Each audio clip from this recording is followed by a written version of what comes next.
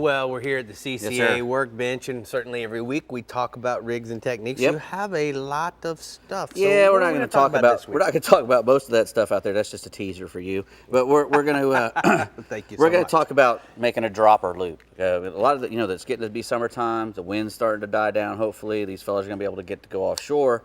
And if you go out and buy these rigs pre-made, they cost quite a bit of money, and they're really not that hard to make. And so I'm just going to go through it.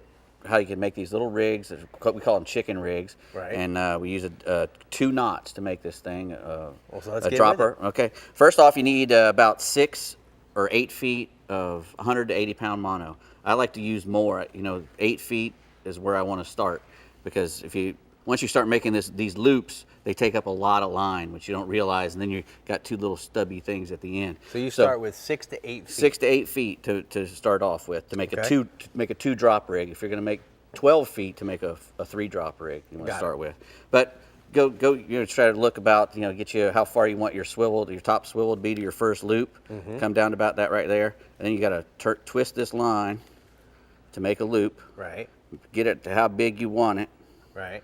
And then you simply start turning these pieces over at the place where the loop comes out of the main line. Do it 3 or 4 times, and then you got to stuff this. Here, go ahead and stuff this. So we're going to take this loop. Yep. Take the whole loop and stuff it back through that little hole that you made. And then when you pull these down, it turns into a dropper loop. And what it does is you got a couple coils on top and a couple coils on the bottom. And then you come down, and you want to get at least this far apart from your next one. Right. And then at least the length of that one. And then you make another loop. Okay. And you make it as big as you want. Holding them paralleling, but twisting them. Exactly. Just twist them one over the top of the other. And then you put the whole loop back through the middle and tighten it down. And you've got another one. Okay. Now, from here, you got several things you can do to attach your hooks. You can either loop them on, which you're going to do right there. You just pass the whole loop through the hook eye. Crimp it, kind of. Yeah. Now you can either go over like so and pull tight like that. Right. Or you could go under it. Or you can do you guys do this? Yeah, I like to go all the way over the top, actually. Show me. I like to have the knot outside of the hook eye, but sometimes it won't stay if you're using real heavy monofilament. So you'll have to put it on the shank of the hook.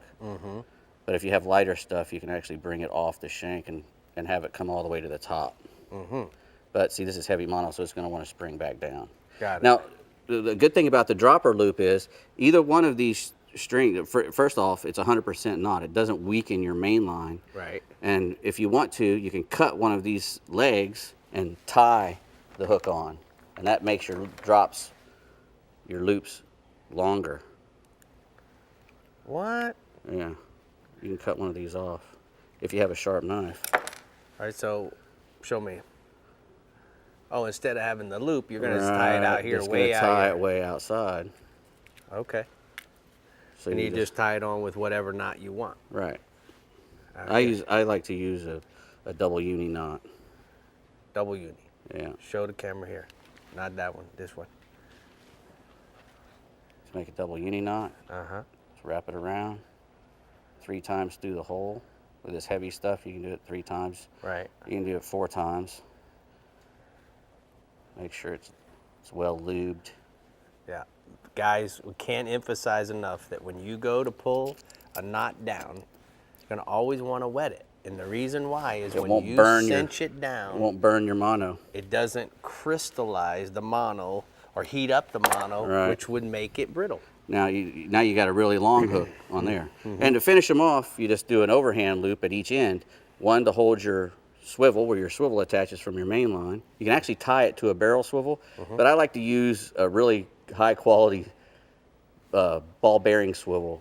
And they're a little bit more expensive, but they actually swivel under a load. A barrel swivel won't swivel under a load. So to tie this knot, you just make a loop, and you just go through it 3 times. And then on this end, do the same thing. Double surgeon's loop.